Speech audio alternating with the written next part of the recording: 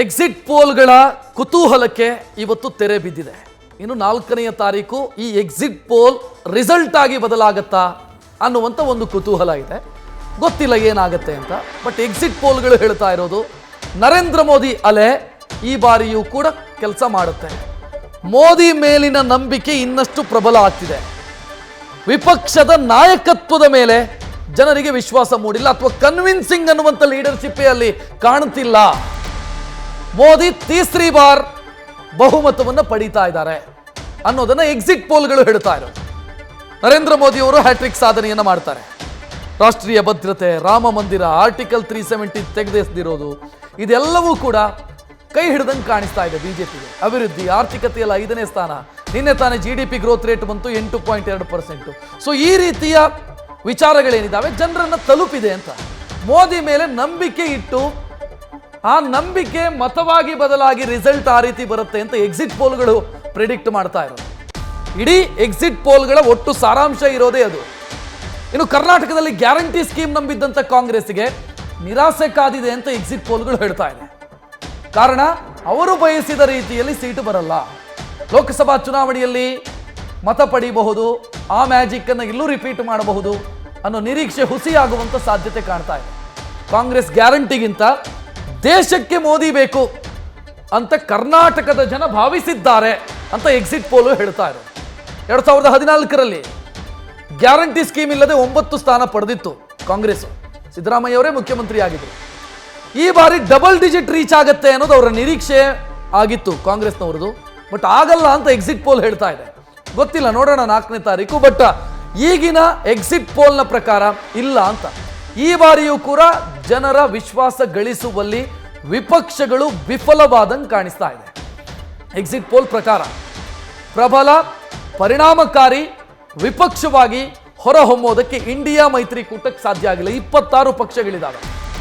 ಮೋದಿ ಎದುರು ಪ್ರಬಲ ನಾಯಕತ್ವವನ್ನು ಕೊಡೋದಕ್ಕಾಗದೆ ಇಂಡಿಯಾ ಮೈತ್ರಿಕೂಟ ಎಡವಟ್ಟಿನ ರೀತಿಯಲ್ಲಿ ಕಾಣ್ತಾ ಇದೆ, ಅಥವಾ ಸ್ವಯಂಕೃತ ಅಪರಾಧದ ರೀತಿಯಲ್ಲಿ ಕಾಣ್ತಾ ಇದೆ.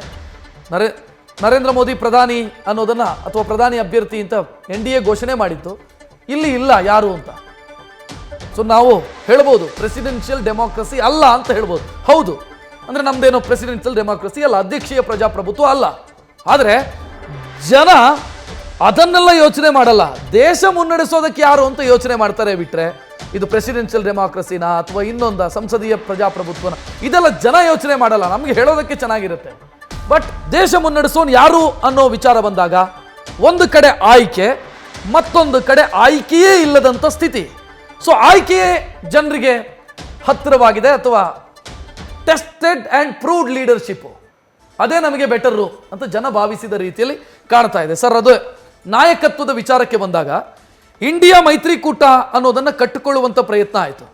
ನಿತೀಶ್ ಕುಮಾರ್ ಅವರು ಅದರ ಮುಂಚೂಣಿಯಲ್ಲಿದ್ದರು ಮತ್ತು ನೇತೃತ್ವ ವಹಿಸಿದರು. ಅವರೇ ಕೊನೆಗೆ ಎದ್ದು ಹೋಗಿ ನರೇಂದ್ರ ಮೋದಿ ಅವ್ರ ಪಕ್ಕದಲ್ಲಿ ಕೂತರು. ಅಲ್ಲೇ ಆಗಿದ್ದು ಅಂದರೆ ನಿತೀಶ್ ಕುಮಾರ್ಗೆ ಯಾವಾಗ ಒಕ್ಕೂಟದ ಲೀಡರ್ಶಿಪ್ ಸಿಗೋದಿಲ್ಲ ಅಂತ ಅನ್ನಿಸ್ತೋ, ಅದು ಕಲ್ಪನೆಯನ್ನು ಹುಟ್ಟಾಕಿದ್ದವರು.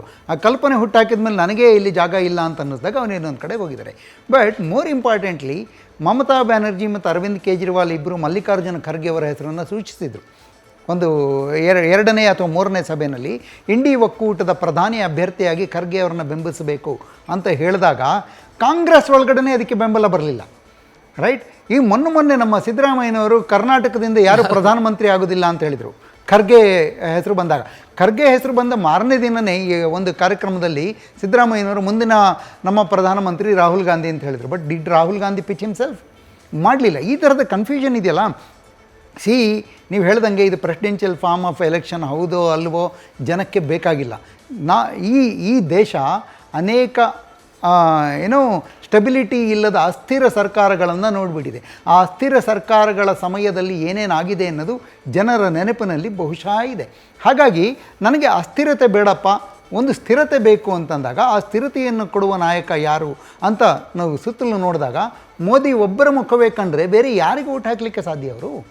ನೀವು NDA ಒಕ್ಕೂಟದಲ್ಲಿ ಎಲ್ಲರೂ they are all tall regional leaders. Mamata Banerjee is a very strong leader in West Bengal. Siddaramaiah, DK Shivakumar ಕರ್ನಾಟಕದ ಮಟ್ಟಿಗೆ ಸರ್ವೋಚ್ಚ ನಾಯಕರುಗಳು. ಆಮ್ ಆದ್ಮಿ ಪಾರ್ಟಿಯ ಮಟ್ಟಿಗೆ ಕೇಜ್ರಿವಾಲ್ ಸರ್ವೋಚ್ಚ ನಾಯಕರು. ಹೀಗೆ ಎಲ್ಲ ಕಡೆ ಇದ್ದಾರೆ.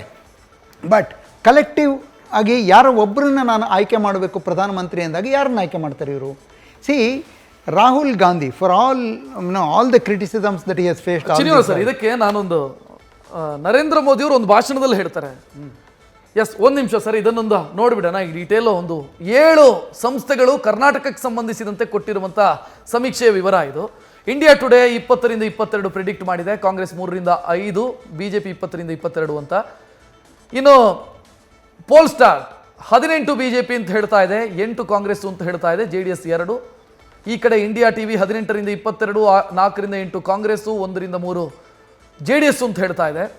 ಇದರ ಜೊತೆಗೆ ನ್ಯೂಸ್ 18 ಪೋಲ್ ಹಬ್ 21ರಿಂದ 24 ಅಂತ. ಪಿ ಮಾರ್ಕ್ ಪ್ರಕಾರ 22 BJP, ಕಾಂಗ್ರೆಸ್ 6. ಈ ಕಡೆ ಜಾತ್ಯತೀತ ಜನತಾದಳ 0 ಅಂತ ಹೇಳ್ತಾ ಇದೆ.